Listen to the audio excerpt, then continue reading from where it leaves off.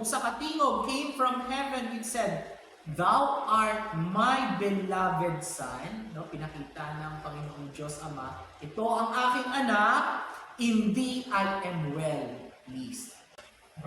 Ano bang nakakapagbigay ito sa kanya? Yung kanyang anak. Kaya nga mga kaigsuonan, kapag ang anak nasa atin na, tinanggap natin, then God is pleased in our lives.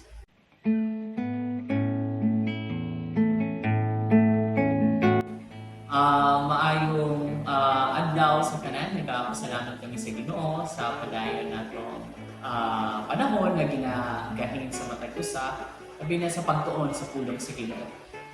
Nagpapasalamat kami karon sa matag usa sa padayon pagtampo, labi na sa pagtutok sa ato ang programa karon ang ato ang The Bible Gospel Hour na ginahatod sa ato ang ibuok no na kasimbahanan labi na sa The Lord Jesus Christ Bible Gospel Church. Nagpapasalamat kami pag-usab sa matag nagapadayon o pag-tanaw o pagpaminaw no sa ato ang programa. So, karon di po ta maglaan maghatag sa atong mga pagtimbaya sa atong mga kaigsuonan. Ihatag ka Brother CJ.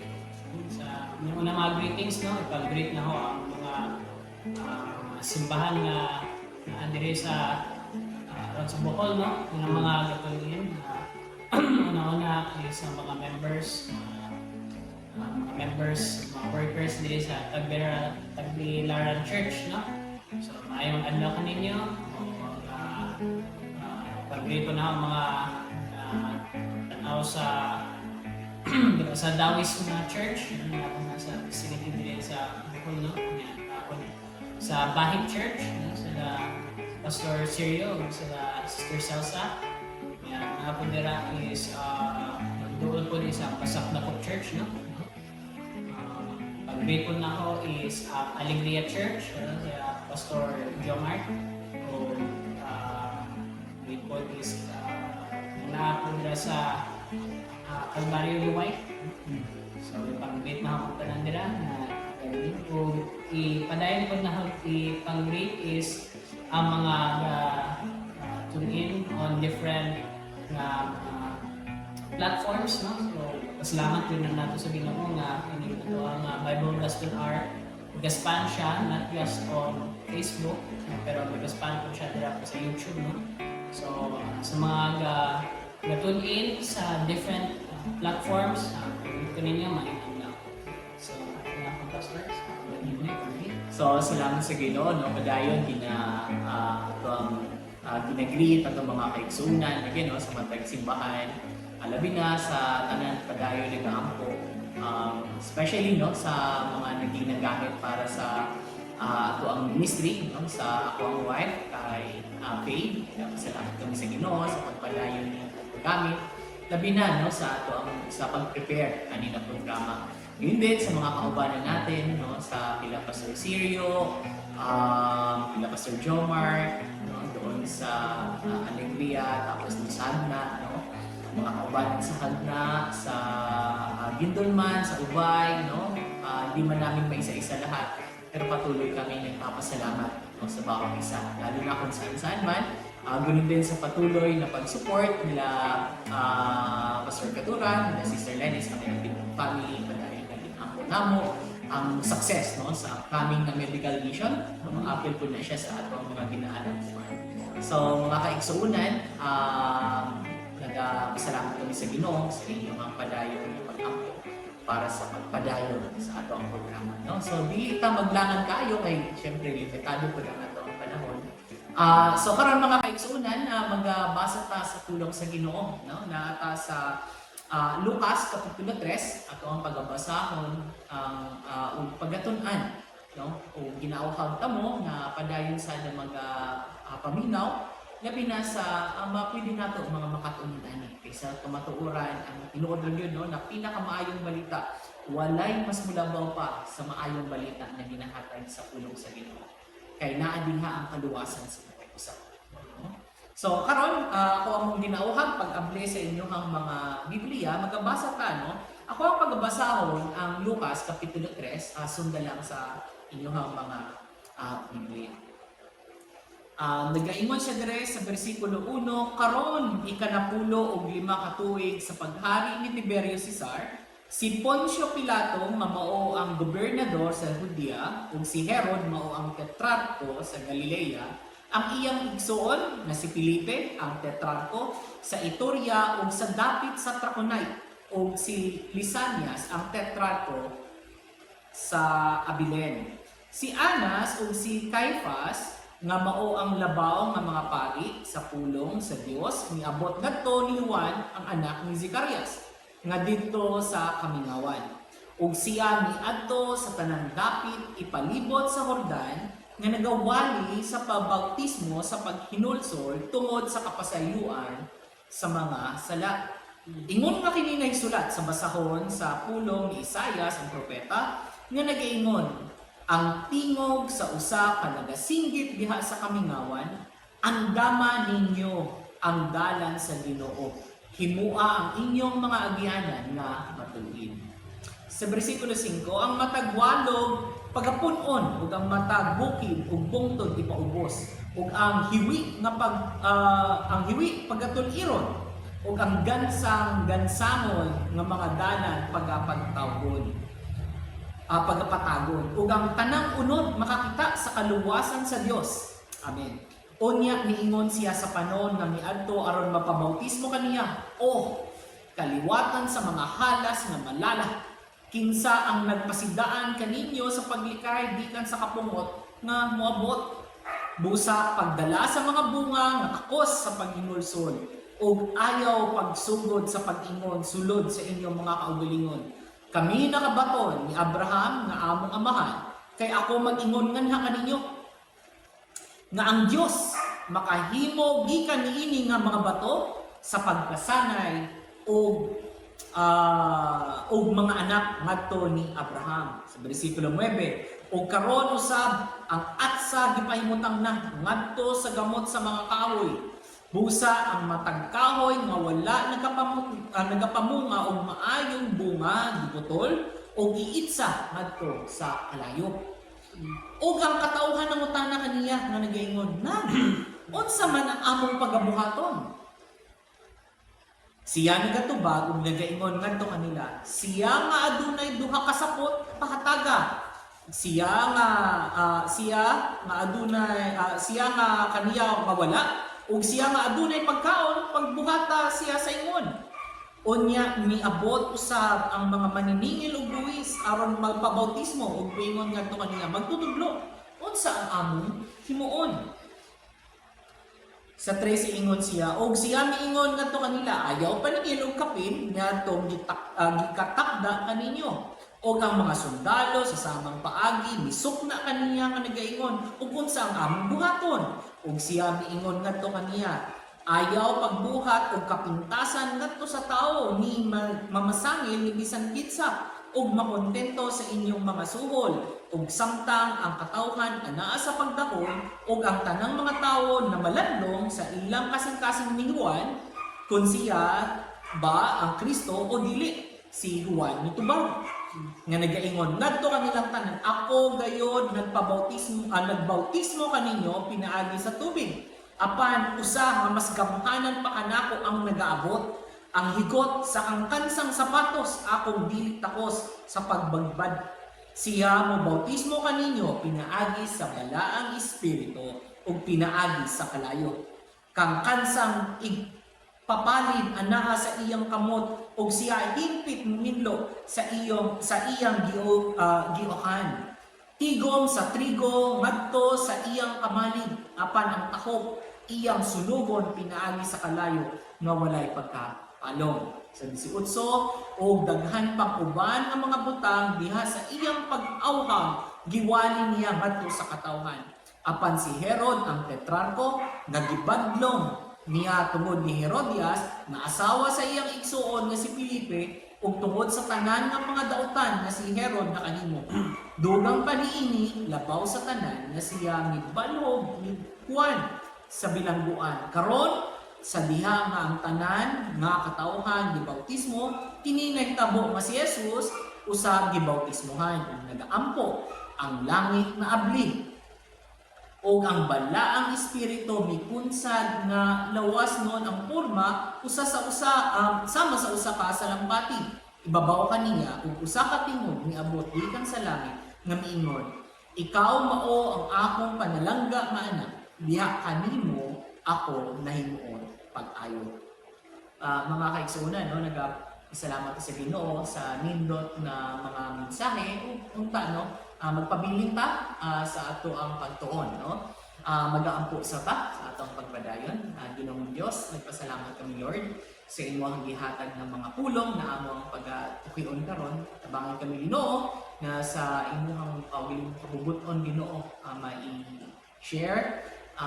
Gamita kami Ginoo sa pag-share sa imong pulong. Gamita Ginoo na kaning mga pulunga maggamit gayud namo matutok gayud Ginoo ang among mga hunahuna ug kasing-kasing andam Ginoo na maisaysay sa imong kabubuton. Pasalamat kami Ginoo kay tinuod gayud kung wala ang imong pulong, wala gayud kami mahibal-an Ginoo sa kaayo nimo labi na Ginoo sa gahom na imong ginapakita samtang gipakita sa nimo ang imong gahom wala gihapon Ginoo na di jud namo masuta di namo masamot Ginoo kung wala gayud ang imong pulong ang imong pag-iuban.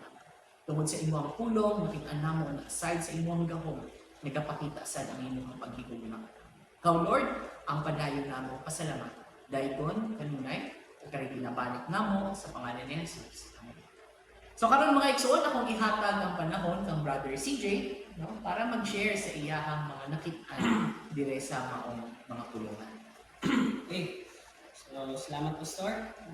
Dire sa chapter 3, makita nato ang pambuhat ni John, no? John the Baptist.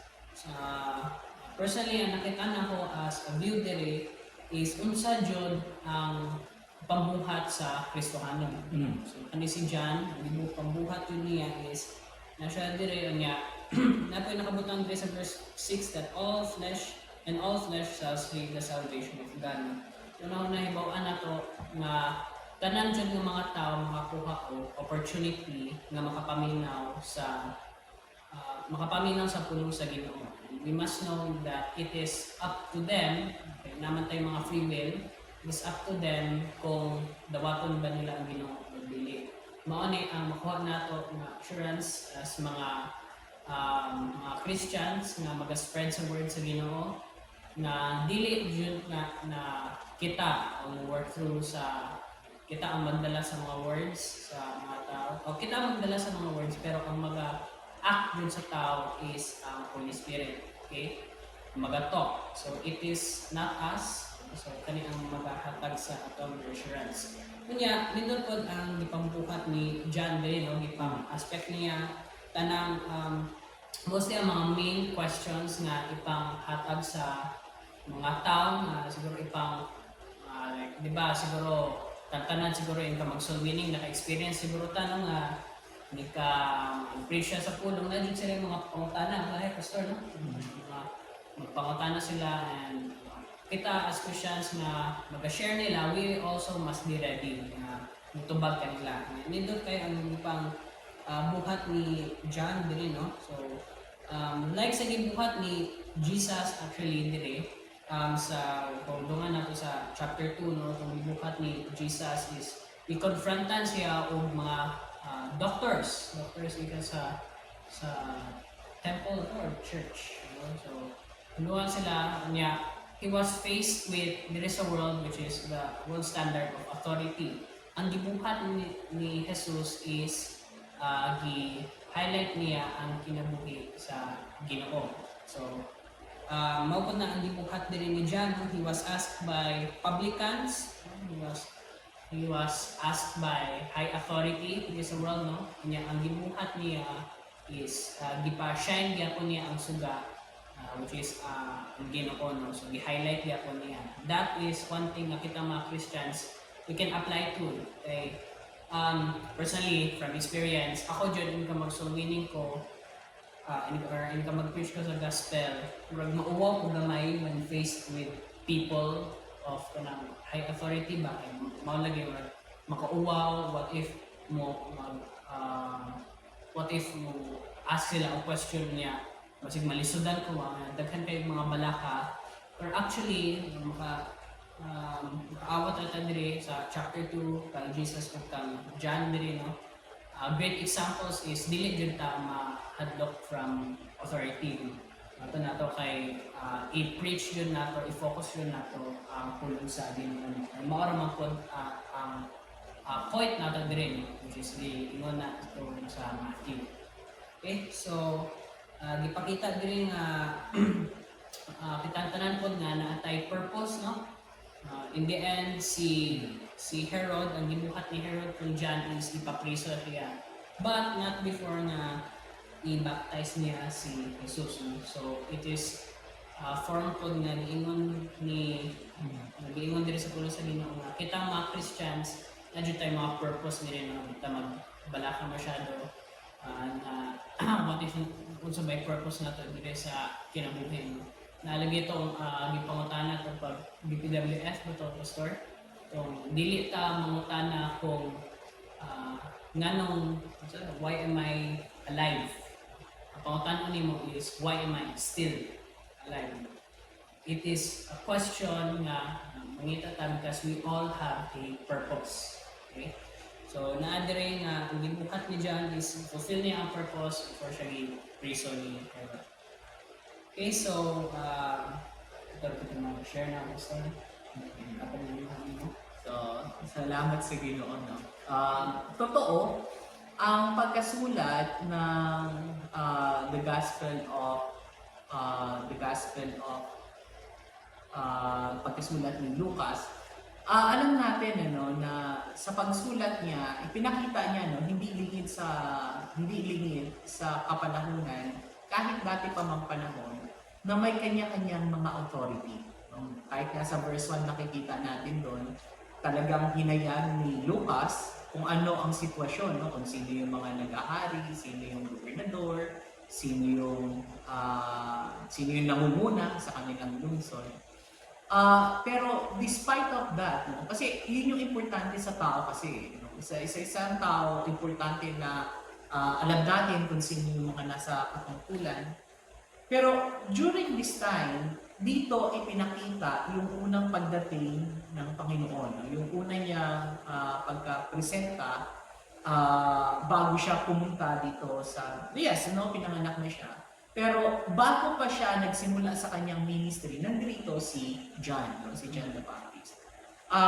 Kay John the Baptist, makikita natin mga kaigsunan na hindi talaga nagkaroon ng pagkakataon na ikinahihiya niya ang salita ng Panginoon. Kasi alam natin na yes, dito na sa mundo, sa mundo natin ngayon, typical, no? Meron tayong mga edad, alam natin yung edad natin, tapos alam natin kung hanggang saan yung kaya ng normal, no? na edad ng tao.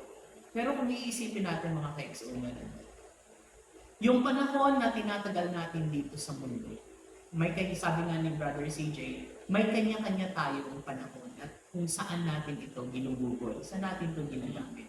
Yung ating panahon dito sa mundo, maraming tao na nakafocus lang sa buhay natin dito.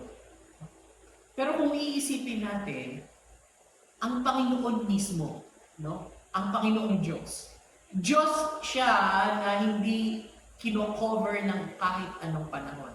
Timeless. Wala siyang time. Nasa ibabaw siya ng time.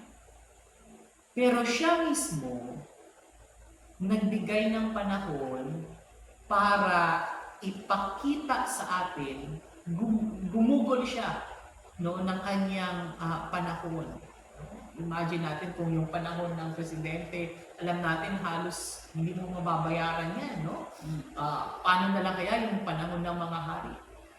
How much more ang panahon ng Panginoon na iginugol niya para sa atin, para lang makuha natin yung kanyang kaligtasan na inihahanda para sa atin. Pero tayo halos hindi tayo magkaroon ng panahon. No? Kaya nga dito napakaganda, no, yung pagiging bold ni John the Baptist sa pagsangyaw ng salita ng Panginoon. Na kanyang sinasangyaw dito has always been about the preaching of baptism for baptism of repentance. No? Kasi tandaan natin hindi natin maiintindihan yung kagandahang loob, yung magandang balita na ipinapakita ng Panginoon hanggat hindi natin makikita yung sarili natin na kailangan ng kaligtasan. Parang parachute, no? Walang importansya yung parachute sa isang tao na alam niyang hindi siya mahuhulog. So, gunon, no? Sa ating buhay, hanggat hindi natin makikita yung, kaya nga sabi niya, it's the baptism for the repentance, no? Baptism of repentance. Kasi inahanda ni Juan ang bawat tao na maipakita na tayo talaga bilang tao, wala talaga tayo kakayanan para iligtas ang ating sarili. Ngayon kung hindi natin maiintindihan na mayroon palang darating, may paparating na paghukom, hindi natin maiintindihan na ano yung sitwasyon natin sa paghukom. Maraming tao ngayon, nabubulagan sila dahil ang sanlibutan ngayon, binibigyan tayo ng napakaraming bagay na makakawala ng pagtutok natin kung ano ang tunay na sitwasyon ng ating mga buhay. Akala natin ang ganda-ganda ng mga buhay natin, pero tandaan natin mga kaigsunan, kung wala ang Panginoon sa buhay natin, yung buhay natin, kahit anong mangyari, hindi yan kumpleto. Walang kakumpletuhan yan. Kasi yung buhay natin, laging kulang. Magkaroon ka ng yaman, yung yaman mo. Kaya nga makikita natin dito, inisa-isa no? Merong, sabi niya rito, no? Nagtanong, maraming tao ang nagtanong, sabi niya rito. Una-una, sabi niya sa verse 9, sabi ito ni Juan Bautista, sabi niya, "O karon, usab ang atsa gipahimutang na ngadto sa gamot sa mga kahoy." Ano sabi niya? Handa na daw magbigay ng judgment. No? Kasi alam natin mga kaigsuunan, sabi niya, it's appointed for man to die once and then comes judgment. No? Yes, namumuhay tayo, pero yung buhay natin dito, laging may hangganan. Kaya nga, marami ngayon ginabutaan ng kalibutan na, okay, magpakasaya ka dito dahil pagkatapos patay ka na. Pero hindi yun ang katotohanan. Yun ay kasinungalingan na ibinibigay sa atin ng sanlibutan. Hindi, magpakasarap ka rito sa sanlibutan. Pero alam niyo mga kaigsunan, hindi gunon ang idinisenyo sa atin ng Panginoon. Ang disenyo sa atin ng Panginoon is mahibalik ta sa Kanya. Gunon tayo niyang kamahal. Siya na Diyos na walang pintas, makapangyarihan, Diyos na may gawa ng tanan, Diyos na ibabaw sa mga panahon, gumugol ng panahon para lang sa atin. Gunon tayo niyang kamahal. Well, kung iisipin natin mga kaigsunan, kung hindi man tayo tumanggap sa Panginoon, hindi man mawawala ang pagka-Diyos ng Panginoon. Diyos pa rin siya. Pero mismo siya, dahil sa laki ng kanyang pagmamahal sa atin, siya mismo ang naghanda ng magandang balita na ito. No? Kaya nga sabi niya, sabi ni John the Baptist, ready na ang atsa. It's for the judgment. A judgment is coming. And what He is preparing us is, are we ready? No? Kaya nga, during this time, sabi niya, andam na ang atsa sa versikulo 9, sabi niya, "Busa ang matag kahoy nga wala nagapamunga o maayong bunga giputol o iitsa ngadto sa kalayo." Ito yung description. No? Ang description ni John the Baptist is kung hindi ka handa, naagilid ang pagputol. Ano ba yung pagputol? Pagputol means nahilayo, separated. Kasi alam nyo, mga kaigsuunan, hindi lang talaga namimilit ang Panginoon. Kasi pag nagmamahal ka, hindi ka namimilit. At ganoon ang Panginoon. Hindi tayo niya pinipilit, meron tayong free will. Pero gusto lang niyang kanunay ipakita kung gaano tayo niya kaginahigupan. Kaya nga hindi mo pwedeng sabihin na napoprolong yung ating mga depression, Bakit? Kasi isipin natin, mahal tayo ng Panginoon. No? Sabi pa niya rito, sa verse 10, sabi niya, "Og ang mga katauhan ng utana kaniya, nga nagaingon, nanon sa among pagabuhaton." Mong kaigsunan. The moment na maintindihan natin kung ano talaga ang tunay na sitwasyon ng buhay natin. Yes, pasabihin mo na marami kang pera, marami kang gahong, pero mga kaigsunan, kung maiintindihan mo lang ang nalalapit na paghuhukom, no? Tunay, makapangutan na kita, sa may atong himuon. No? Pero kung hindi tayo naniniwala sa paghukom, well, sa atin yan. Pero ang salita ng Panginoon, alam natin na sa buong Biblia, lahat ng ito ay puros katotohanan. Kasi kung hindi pa ito katotohanan, walang taong magbabago kung hindi pa ito katotohanan. Pero mga kaigsunan, a living evidence are those that who accepted truly Christ. Makikita nyo yung buhay na nagbabago and walang ibang makakapagpabago kundi ang salita ng Panginoon. Kaya nga dito, makikita natin nung sinabi ni John the Baptist na ready na, no? Malapit na. Kasi nandiyan na yung anak ng Panginoon. Nandiyan na darating na ang Messiah, no? During this time. Kaya ngayon yung mga tao sabi na, anong dapat kong gawin? No? Ito ngayon ang sinabi ni John, sabi niya, he answered, siya na nagatubag ug nagaingon ngadto kanila, siya nga adunay duha ka sapot, pataga siya kaniya nga wala.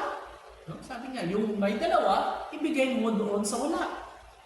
Og siya nga adunay pagkaon, ipabuhata siya sa ingon.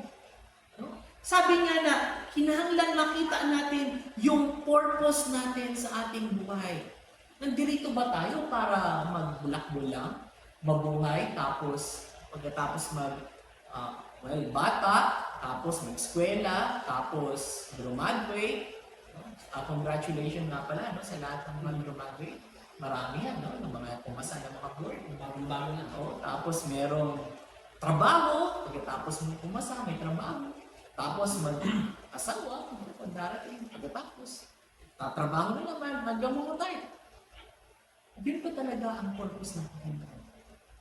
Kaya nga mga kaigsunan, importante na malaman natin na yung Panginoong Diyos, no, hindi mo pwedeng ilalagay lang sa parte ng iyong buhay.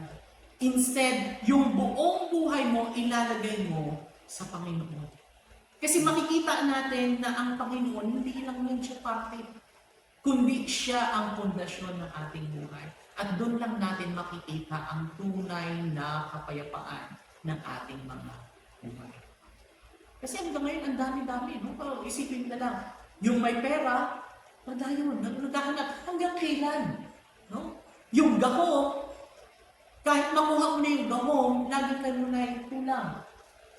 Yung kayamanan, kahit makuha mo na, laging kulang. No? Kaya nga mga kaigsunan, dito natin makikita na kung nakatutok lang tayo dito sa sanlibutan, walang katapusan yung ating paghahangad, walang kakontentuhan. Pero pag nakita natin ang kagandahang loob ng Panginoon at ang kanyang kaluwasan na ginahatag nato, makikita natin na hindi pala dito yung pangkompletohan ng ating buhay. Ang kakompletohan ng ating buhay is kasama ng Panginoon na siyang lumikha sa atin. At pag nandoon na tayo, yun yung kanya sinasabi na panahon na makikita natin ang tunay na pagmamahal. Complete. No? Yun yung agape, no? Yung pagmamahal ng Panginoon. Ngayon, sa mga nakakakilala sa Panginoon, na-experience na yan nila. Kaya nga ang tunay na mga nasa Panginoon, hindi sila lumalayo sa Panginoon kasi nakita na nila na kahit anong mangyari sa kanilang buhay, lahat yan ay diplastar na ng Panginoon. No? Lahat yan ay piniprepare na ng Panginoon kasi ang Panginoon hindi siya ilalim ng oras, hindi siya palipat-lipat ng oras. Alam niya na ang kabuuan ng lahat at nakita niya na yung mga tao na tumanggap sa Kanya, maligayan kasama ang kanilang mga ginagawa. Sino ba minamahal natin? Yung Panginoon. No? Unahin natin ang pagmamahal sa Panginoon. Kaya ang sabi nga rito, magbigay ka sa mga wala, magbigay ka ng pagkain doon sa hindi nakakain. Kasi makikita natin na inire-reflect, no, sinasabi ni John the Baptist, ito yung mga buhay na mga magbabago kung makikita mo ang tunay na kasamaan na natural na tao, no? Ng kasamaan na natural na tao. Kaya sabi niya, ito yung mga magbabago. Sabi pa niya, paano yung mga nagkumuha ng buwis? Sabi niya, hindi naman sinabi na masama ang magbuwis. Ang sabi niya, huwag kayong maningil ng mga sobra sa dapat na or nauukulan na bayaran. No? Paano yung mga soldiers? Sabi niya, ano naman dapat namin gawin? Sabi niya na, yung mga soldiers, dapat huwag kayong mag-accuse ng kahit sino-sino. Gamitin mo yung gahom na sakto. Dito pa lang sinabi na ni Luke yung madalas na kahinaan ng tao.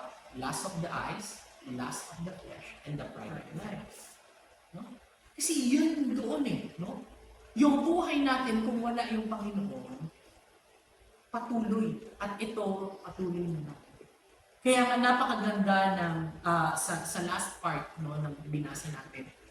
Dumating yung Panginoon, no? Dumating yung Panginoong Jesus. Nagpabautismo siya kay John the Baptist. At dito natin makikita, no, sabi niya rito, babasahin ko lang ang importanteng mga detalye. Sabi niya rito. Sa verse 21, sabi niya sa English, "Now, when all people were baptized, it came to pass that Jesus also, being baptized and praying, the heaven was opened." Nung siya ay magpapabautismo na, makikita talaga natin, bumukas daw ang langit. No? Heaven was opened, and the Holy Ghost descended in the bodily shape like a dove upon him. No? Sabi niya, nikunsad ang usaka sama sa salampati, ang balang espiritu. Sama sa salampati, nagkunsad kaniya. Tapos sabi niya, and a voice, no, sa katingog, came from heaven which said, "Thou art my beloved Son." No, pinakita ng Panginoong Diyos Ama, ito ang aking anak, in thee I am well pleased. Makita natin, no, ang Panginoong Diyos, ang Ama, no, ipinakita niya kung ano ba talaga ang nakakapagbigay please sa Kanya. Ano ba ang nakakapagbigay please sa Kanya? Yung Kanyang anak. Kaya nga mga kaigsuonan, kapag ang anak nasa atin na, tinanggap natin, then God is pleased in our lives. Yun yung napaka-simple mensahe ng Panginoon. Huwag daw natin sayangin. Lahat ng yan, pinano na ng Panginoon para lang sa iyo. Para lang sa atin. Kasi mahal niya tayo. Hindi natin sayangin yung ating panahon sa mga bagay na hindi naman sinasabi na magiging tamad ka, maghihintay ka na lang, no? Sabi niya, kapag nasa iyo ang anak, makikita mo na lahat ng gagawin mo dito sa mundo na ayon sa Kanya. At lahat ng mga nakasulat dito sa salita ng Panginoon, mga kaigsunan, lahat ng gibutang dire para sa katauhan, para po sa kaayuhan. Walang isinulat ang Panginoon na ikasasama ng tao. Ang tao lang talaga ang naghahanap sometimes kasi nga meron tayong lawas, meron tayong mata, meron tayong garbo sa atong kasing-kasing ulo na una. At yun ang nagbibigay sa atin ng kapakamakan. Pero ang ibinibigay ng Panginoon, sabi nga niya, "For my yoke is easy and my burden is light." Sabi niya, nandirito, ako ang nagbayad sa lahat ng dapat nating antuson. Tapos sabi niya, "You follow me." Kasi siya yung nagbayad ng lahat. Yung kaigsunan niya. Binayaran niya dahil mahal niya tayo. Binayaran niya ng libre, walang kapalit. No? Sa atin ay manampalataya tayo sa no? So mga kaigsunan, nagpasalamat kami sa gamay na panahon na yung binahatag ka namin sa pagsangyaw sa pulong sa Ginoo, unta kami magkapabilin gayon sa atong mga hunang-hunang kasi makita nato no na hindi natin makikita ang pangangailangan ng kaligtasan kung hindi natin makikita ang katotohanan kung ano ang sitwasyon ng ating buhay. So mga kaigsunan kami wala na ibong oras na nakakalimutan. Ako si Pastor Christian Jesus. Si J. Jesus. Sa Diyos ang